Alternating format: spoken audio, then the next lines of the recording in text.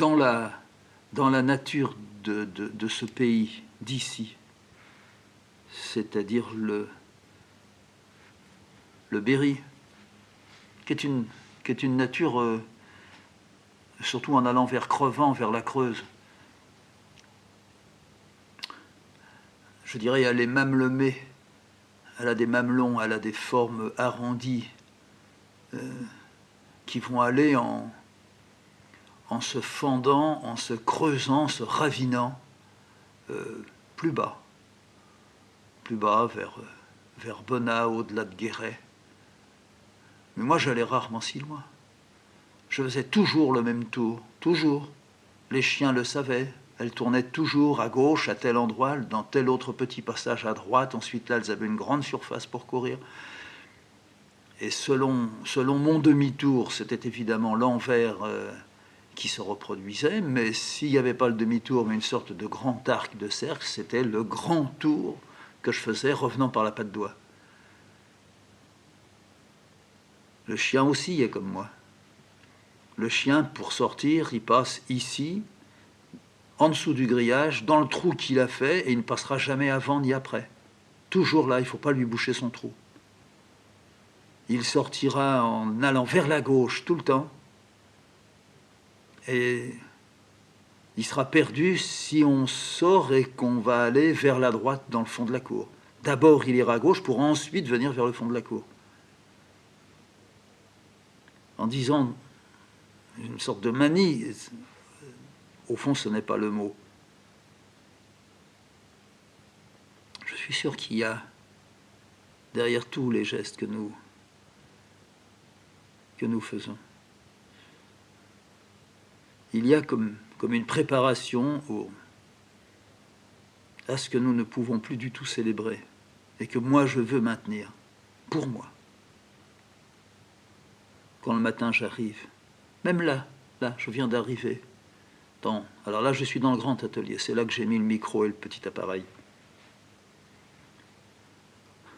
J'entre, je ne tire pas la chaise et je ne me vautre pas sur la petite table. Je tourne sans regarder, sans voir. Je connais tout, je sais tout, mais j'intériorise, si je peux dire, le vide de mon atelier. Je le prends en moi. Je m'approprie ce qui ne m'échappe pas. Mais d'une certaine façon, ma préparation passe par le frottement de mes mains l'une dans l'autre, le lissement de mes rares cheveux. Je vais frotter le bout de mon menton. Je vais aligner un crayon à côté d'un petit stylo. Je vais retrouver la poussière que j'avais repérée hier soir à gauche, qui est blanche, qui est un bout de fil. Je vais le laisser là. Je le retrouverai peut-être encore demain.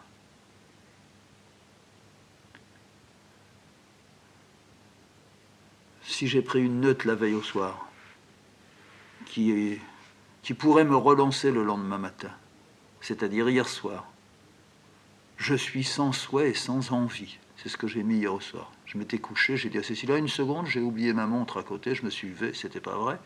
J'ai vite écrit, je suis sans souhait et sans envie. Je le retrouve ce matin. Il est hier rattaché maintenant. Il est maintenant ce qu'hier au soir j'avais projeté. Il est, je vais tirer la table, rapporter mes jambes en dessous de ma chaise.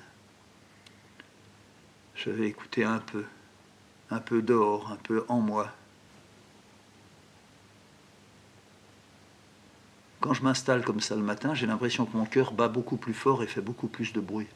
Non pas plus vite, plus fort. Ça ne m'impressionne plus. Ça m'a impressionné souvent, longtemps. Le geste. Quand j'étais dans le doux, quand j'avais 18 ans, 19 ans, 20 ans, quand j'avais une arme avec moi, le geste de mettre la balle déjà enfoncée, le geste, ce geste-là, d'être prêt à la seconde. On n'était pas prêt tout le temps la nuit. La nuit, il n'y en avait qu'un qui était prêt, c'est celui qui veillait. Tous les autres, il y avait un geste nouveau à faire. Mais celui qui était le veilleur, il avait déjà fait son geste. Il n'avait plus que l'autre, le bout du geste, la fin du geste, l'ultime. Quand j'enfilais la balle, quand je poussais la culasse, que je sentais qu'elle était coincée dedans comme une bite à l'intérieur d'une femme. Ouais. Il n'y avait plus qu'à bouger pour que ça tire, pour que ça éjacule. Ce geste-là, il m'a poursuivi jusqu'à maintenant. J'ai encore une arme ici. De temps en temps, je la sors. Je la tiens cachée. Je ne veux pas que Cécile sache où elle est. Je la tiens cachée. Je vais la chercher. Je la mets sur ma table. Je fais sortir toutes les balles. C'est un revolver à barillet. Ce qu'on appelle un revolver d'ordonnance.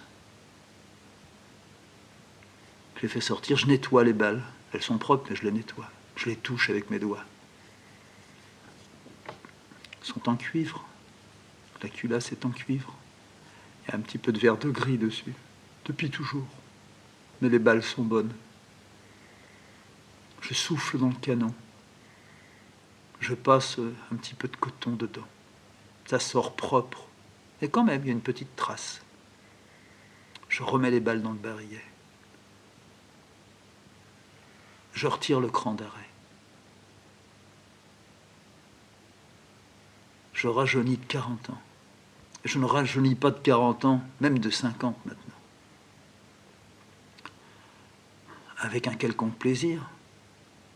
Je suis comme Denise, cette femme qui avait vu le morceau de bois sur le chemin et qui l'a reconnu quand je l'ai ramené. Je suis sûr que Denise allait... Elle aussi, elle met des balles dans son barillet. Puis elle les ressort, elle les nettoie. Elle aurait tendance à les astiquer, Denise. À la fois pour qu'elles soient bien propres, parce que Denise, elle aime que ça soit propre. Denise ne peut pas nous dire « asseyez-vous » sans taper sur la chaise, passer un chiffon, et sur la table là où on va appuyer nos coudes, passer aussi un chiffon. Elle astiquerait ses balles. Elle les mettrait dans son barillet. Ouais. Peut-être qu'elle mettrait le canon à l'intérieur de son vagin, puis elle tirerait. Denise, elle saurait ça. J'ai toujours pensé ça. À beaucoup de femmes, j'ai prêté d'avoir cette intimité criminelle envers elle-même. La femme se détruit, l'homme détruit plutôt l'autre. Moi, je suis passé par le haut et par le bas. Hein. Et le geste quand on enfilait la grenade, on avait des grenades. On enfilait la toute petite poignée qui permettait au détendeur de claquer. Il ne fallait pas la tenir à ce moment-là. On mettait ça dans le ceinturon. On en avait tout autour du bidon. C'est drôle comme jamais j'ai entendu les copains rire quand on était là-bas. Non que tout le monde soit triste.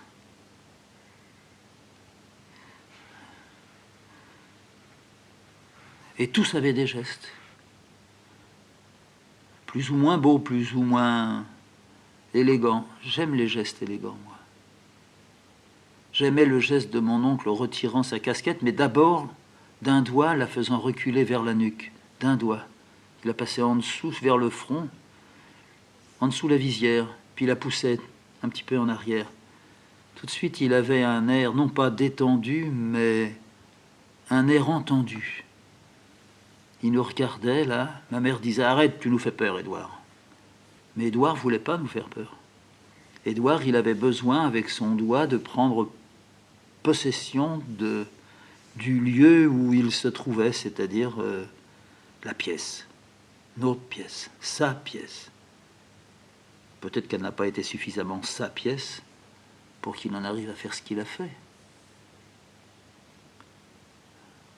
Mais si quand mon père arrivait, il se secouait un petit peu, puis s'étant assis, accoudé à la table, de sa main droite, ensuite il allait à sa poche pour sortir le couteau Saint-Zano, et puis le l'astiquer, le faire reluire, ouvrir la lame et le tire-bouchon, s'assurer de tout. Il avait un grand plaisir à débouchonner une bouteille. Ah oui, c'est lui qui disait, je vais la débouchonner. Passe-moi le vin. Ouais. Alors il essuyait bien le goulot. Il tournait le tire-bouchon, le couteau. Quelquefois, il laissait déjà la lame sortie dehors.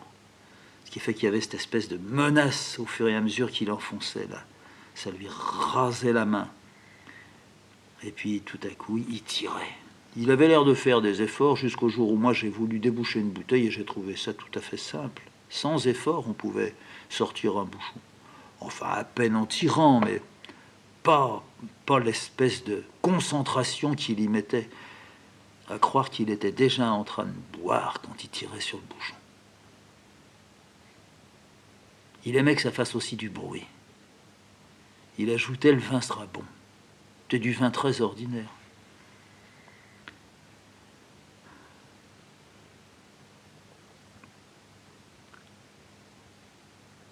Dans le Berry, il y a aussi des arbres qui se mettent à avoir comme de la barbe, qui leur pousse, qui leur tombe. La barbe, c'est la mousse. Il y a de la mousse sur toutes les barrières. Le vieux m'en a déjà parlé. Mais moi, j'aime assez cette mousse. Elle a pour moi des vieux reflets de berges de la Seine. Et elle a aussi, par sa présence un peu visqueuse, très mouillée, elle devient visqueuse, elle pourrit sur elle-même. De vert bronze, elle devient vert un peu décoloré pour ensuite tomber dans du gris blanc. Et quand l'été arrive, sèche tout ça et ça tombe en poussière. Souvent, moi, j'avançais quand je me promenais là-haut. Au fond, je ne peux même pas dire quand je me promenais. Je me suis jamais vraiment promené. Je marche. Je marche, c'est-à-dire je vais quelque part, mais je ne sais pas où. J'avançais et j'aimais rentrer. C'était pas les buissons, c'était pas vraiment des bois, c'était des taillis. Et des deux mains et aussi des bras, j'aimais rentrer et écarter ces sortes de poils de barbe